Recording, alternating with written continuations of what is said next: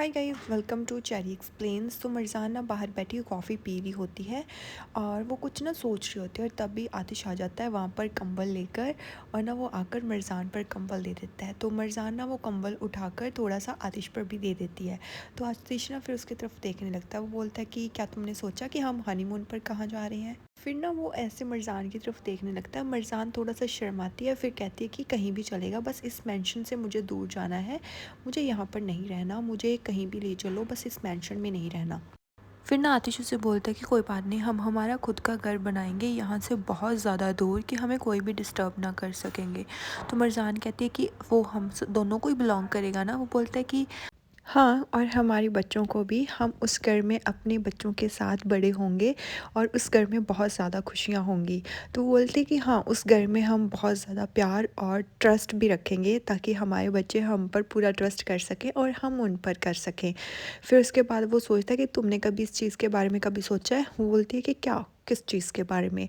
Then वो बोलता है कि मतलब कितने बच्चे हमें चाहिए होंगे आगे। तो वो ना ब्लश करने लगती है, फिर मरजान भी और आतिश भी ऐसे ब्लश करने लगता है। तो मरजान उससे बोलते हैं कि मतलब इसके बारे में मैंने कभी सोचा नहीं, बट शायद दो। तो वो बोलता है कि दो, बस दो, मुझे तो बहुत सारे चाहिए। मैं ना हमेशा से यही चाहता था कि मेरी फैमिली बहुत बड़ी हो। तो वो बोलते कि बहुत बड़ी मतलब क्या मतलब है तुम्हारी बहुत बड़ी? वो बोलता है कि मेरा मतलब शायद 5 बच्चे। तो मरजान बोलती क्या, व्हाट, 5? वो बोलता है कि 7 भी हो सकते हैं। तो वो दोनों ना ऐसे ब्लश करने लग जाते हैं। वो बोलते कि बस इतने ही? नहीं, कोई बात नहीं, अगर तुम चाहते हो तो हम फुटबॉल टीम भी बना सकते हैं, अगर तुम्हें कोई प्रॉब्लम ना हो तो इट्स ओके। वो बोलता है कि वो स्माइल करता है, वो बोलता है कि क्यों नहीं, मैं तो तैयार हूँ इसके लिए, तुम बताओ तैयार हो कि नहीं। फिर वो दोनों ना ऐसे ब्लश करने लग जाते हैं। फिर उसके बाद ना मरजान कुछ सोचने से लग जाती है। तो आतिश ना उसकी तरफ देखता है, भाई उसके मतलब एक्सप्रेशन से बता सकता है कि वो अपसेट है। फिर उसके बाद ना वो बताता है कि क्या हुआ, तुम ऐसे अपसेट और नर्वस क्यों हो? वो बोलती कि मैं बहुत ज़्यादा नर्वस हूँ आतिश, और मैं साथ के साथ नर्वस के साथ साथ मैं बहुत ज़्यादा मतलब सैड भी हूँ। मतलब मैं ये विश करती हूँ कि जो भी हमने अब सोचा है ना वो उसी के तरीके से जाए, और आई विश कि हमारी नॉर्मल फैमिली हो, आई विश कि हम सब इंजॉय करें, आई विश कि यहाँ पर हमें ना रहना पड़े और जो आज होने वाला है और वो यहीं पर एंड हो जाए। तो आतिश उसे बोलता है कि तुम सैड मत हो, सब कुछ ओवर हो जाएगा, तुम्हें किसी भी चीज़ की फ़िक्र करने की ज़रूरत नहीं है, जो होना है वो होकर ही रहेगा और जो होना था वो हो गया। सो प्लीज़, वो बोलते हैं कि तुम मुझसे प्रॉमिस करो जो आज होगा उसके बाद तुम बिल्कुल काम रहोगे और तुम बिल्कुल भी गुस्सा नहीं करोगे। वो बोलता है कि हाँ, आई प्रॉमिस, मैं तुमसे प्रॉमिस करता हूँ जो भी होगा मैं उस टाइम काम रहूँगा और मैं गुस्सा नहीं करूँगा। सो मतलब मरजान को भी आतिश और कमाल के जो प्लान के बारे में पता है। फिर उसके बाद ना मतलब जो बुराक है वो नज़ीर से मिलने आता है। तो नज़ीर ना उसको ऐसे पकड़ लेता है और बोलता है कि तुमने मुझे बताया क्यों नहीं कि वो दोनों डाइवोर्स नहीं ले रहे हैं। वो बोलता है कि क्या, वो दोनों डाइवोर्स नहीं ले रहे हैं? मुझे तो इस चीज़ के बारे में बिल्कुल भी पता नहीं था। वो बोलता है कि ओहो बुराक, तुम क्या चीज़ हो यार, तुम कुछ तो किसी चीज़ के बारे में पता करा करो, तुम क्या सोचते रहते हो सारा दिन। तो वो बोलता है कि वैसे भी ये तुम्हारी कंसर्न नहीं है, जब आतिश जेल में चला जाएगा तो मरजान अकेली ही रह जाएगी, तो उसके बाद मरजान सिर्फ तुम्हारी है, तो तुम्हें इस चीज़ की फ़िक्र करने की ज़रूरत भी नहीं है। वो बोलता है कि अब ये बातें ना हम दोनों के बीच में ही रहनी चाहिए बुराक, अगर तुमने ये चीज़ किसी को भी बताई तो मुझसे बुरा कोई भी नहीं होगा। और क्या तुमने रिपोर्ट कर दी है आतिश के ख़िलाफ़? वो बोलता है कि हाँ, मैंने आतिश के ख़िलाफ़ रिपोर्ट कर दी है और पुलिस वहीं पर अब पहुँचती होगी, क्योंकि अभी तक पुलिस ने वो ट्रक्स भी रोक लिए होंगे और अभी तक पुलिस पक्का मेंशन में पहुँच गई होगी, तुम इसी चीज़ की टेंशन मत लो। फिर ना हमें दिखाया जाता है मेंशन का सीन। तो आतिश ना मेंशन से बाहर आ रहा होता है और ना जैसे वो बाहर आता है ना वो बहुत ज़्यादा ऐसे गुस्से में होता है और सीधा ना हाइदर के रूम में जा रहा होता है, जहाँ पर वो बेसमेंट में हाइदर रहता है। तो वो वहीं पर जा रहा होता है। तो हाइदर को देखकर वो बोलता है कि कैसे हो हाइदर?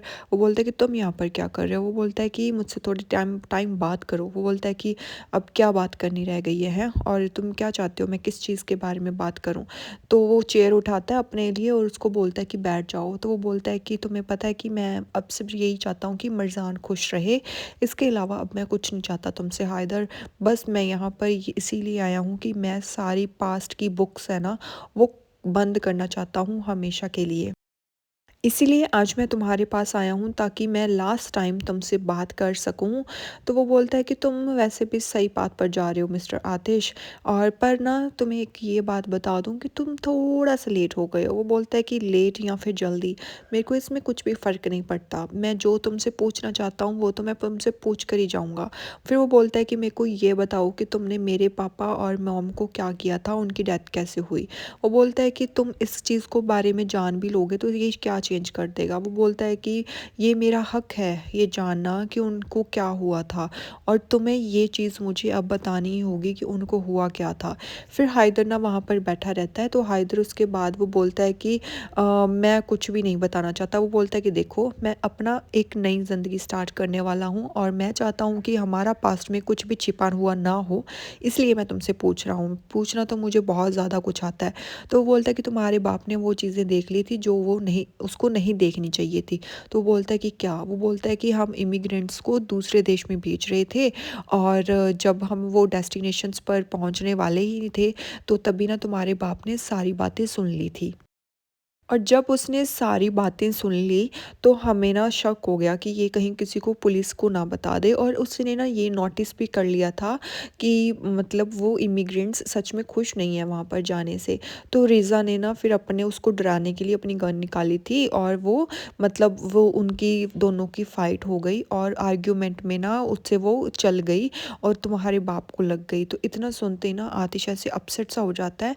फिर वो बताता है कि फिर तुम्हारी माँ को जब उसकी चीज़ की आवाज़ सुनी तो तुम्हारी माँ भाग कर आई, और रेज़ा डर गया था कि कहीं वो तुम्हारी माँ पुलिस को ना बता दे, तो उसने तुम्हारी माँ को भी मार डाला। इतना सुनते ही ना वो बहुत ज़्यादा ऐसे गुस्सा हो जाता, बट उसको ना मरजान की बातें याद आने लग जाती हैं कि वो बोलती थी कि हमें मतलब तुम्हें गुस्सा नहीं करना है, हमें अच्छी सी फैमिली प्लान करनी है सब कुछ। तो वो अपने गुस्से को कंट्रोल करता है।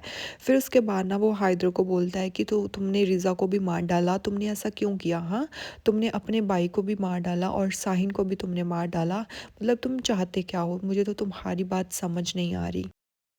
तो हाइदर उसे बताता है कि ना मतलब जो भी मेरे रास्ते में आएगा ना उसको मुझे चुप करवाना ही पड़ेगा। वो बोलते हैं कि तुम किस तरीके के इंसान हो, अपने भाई को मारने लगे भी तुमने अपनी आंख नहीं झपकी, और तुमने और तुम रिज़ा ने दोनों ने मेरे पापा को मारा। वो बोलता है कि नहीं, मैंने नहीं किया, ये रिज़ा ने किया। वो बोलता है कि मैं तुम पर यकीन क्यों करूँ? वो बोलता है कि तुम मुझ पर यकीन करो ना करो, बट ये जो बात है वो सच है।